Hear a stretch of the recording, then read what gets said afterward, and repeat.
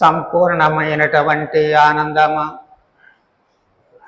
ప్రభువైన యేసుక్రీస్తు తన శిష్యులతో చెబుతూ ఉన్నారు.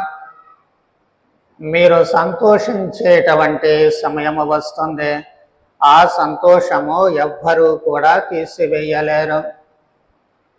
సాధారణంగా ఈ లోకములో మనకుండేటువంటి సంతోషాన్ని చాలాసార్లు ఎవరో ఒకరు పాడు చేస్తూ ఉంటారు. సంతోషముగా ఉన్నటువంటి వాళ్ళను చూస్తే కొంతమందికి కన్ను కొడుతూ ఉంటుంది, అసూయ పడుతూ ఉంటారు. ఆ సంతోషాన్ని ఎలా నాశనం చెయ్యాలా అని చూసేటువంటి వాళ్ళు ఉంటారు. వీటి ద్వారా చాలాసార్లు మన సంతోషము దుఃఖముగా మారేటువంటి ప్రమాదము ఏర్పడుతూ ఉంటుంది. ఈరోజు సంతోషంగా ఉన్నాము అంటే రేపటి రోజున సంతోషంగా ఉండకపోవచ్చు. ఎవరో ఒకరు ఏదో ఒకటి చేసి ఆ సంతోషాన్ని పాడు చేసేటువంటి అవకాశము ఎప్పుడూ కూడా మన చుట్టూ ఉంటుంది. ప్రభువు ఒక విషయాన్ని స్పష్టం చేస్తూ ఉన్నారు, మీరు ఏడ్చేటప్పుడు లోకము సంతోషిస్తుంది అని. ఏడ్చేవాడిని చూచినప్పుడు సంతోషించేటువంటి వాళ్ళు కొంతమంది ఉంటారు, లేక సంతోషంగా ఉన్నటువంటి వాళ్ళని ఏడ్పించి మరీ ఆనందించేటువంటి వాళ్ళు లేకపోరు. ఎందుకంటే ఇతరులు సంతోషముగా ఉంటే ఇందాక అనుకున్నట్లు ఓర్వలేరు కనుక వాళ్ళని ఏడ్పించి వాళ్ళు ఏడుస్తూ ఉంటే చూచి సంతోషిస్తూ ఉంటారు.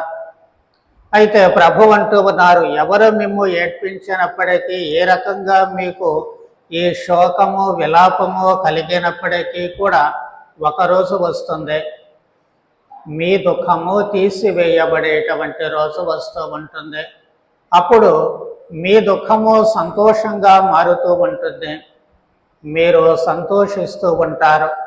ఎలాంటి ఆనందము అంటే ప్రభువు ఒక ఉపమానం అంటే ప్రసవించేటువంటి స్త్రీ చాలా బాధపడుతూ ఉంటుంది, ప్రాణాలు పోతాయేమో అన్నంతగా బాధపడుతూ ఉంటుంది. కానీ శిశువును ప్రసవించిన తర్వాత తన రక్తము పంచుకొని పుట్టినటువంటి ఆ బిడ్డను చూచినప్పుడు, ఆ బిడ్డను తన పొత్తిళ్లలో పెట్టుకున్నప్పుడు, ఆ బిడ్డను తన చేతులలోనికి తీసుకున్నప్పుడు ఆమె అంతులేని ఆనందాన్ని పొందుతూ ఉంటుంది. ఆ ఆనందాన్ని ఎవరూ కూడా తీసివేయలేరు. అప్పటి వరకు తాను పొందినటువంటి బాధలన్నిటినీ కూడా ఆమె మరచిపోతూ ఉంటుంది. బాధపడ్డాను అన్నటువంటి ఆలోచనే రాదు.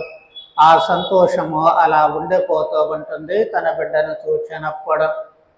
ప్రభువు కూడా అదే చెబుతూ ఉన్నారు, ఈ లోకములో మనకు వచ్చేటువంటి కష్టాలు, నష్టాలు, బాధలు ఇవన్నీ కూడా తీరిపోయేటువంటి సమయము వస్తుంది. తల్లి ఏ విధముగా అయితే ప్రసవించిన తర్వాత బిడ్డను చూచి సంతోషపడుతూ ఉంటుందో, అలాగే మన కష్టాల తర్వాత మనము ఎవరిని చూస్తామో ఆ కష్టాల ఫలితమైనటువంటి ప్రభువనే చూస్తాము. నేను మళ్ళీ మీ దగ్గరకు వస్తాను, అప్పుడు మీరు సంతోషిస్తారు అని చెప్పి ప్రభు అంటూ ఉన్నారు. కాబట్టి ఈ కష్టాలను అధిగమించి ఎప్పుడైతే ప్రభువును మనం చూస్తామో ఆ ఆనందము ఎవ్వరూ కూడా తీసివేయలేరు. ప్రభువును చూచినప్పుడు రెండు రకాలైనటువంటి ఆనందాలు కలుగుతూ ఉంటాయి. ఒకటేమో ఈ లోకములో ఉన్నప్పుడే ప్రభువుని చూడడం.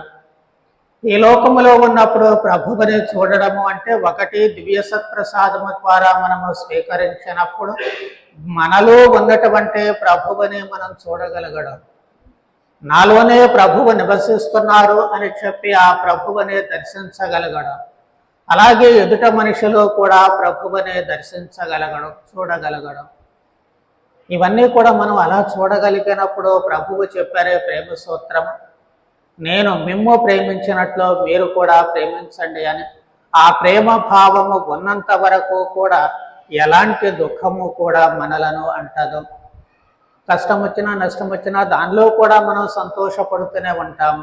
ఎలాంటి ఇబ్బంది కలిగినా సరే మనలో ఆ సంతోషము ఎవ్వరూ కూడా తీసివేయలేరు. ఆ మానసికమైనటువంటి తృప్తి మనకు ఎప్పుడూ కూడా మిగిలిపోతూ ఉంటుంది. అందుకే మనము దివ్య బలి పూజ జరిగినప్పుడల్లా క్రీస్తు ప్రభువుని స్వీకరిస్తూ ఉంటాము. ఆ సంతోషాన్ని అనుభవించడానికి, ఆ ఆనందాన్ని మనము శాశ్వతం చేసుకోవడానికి.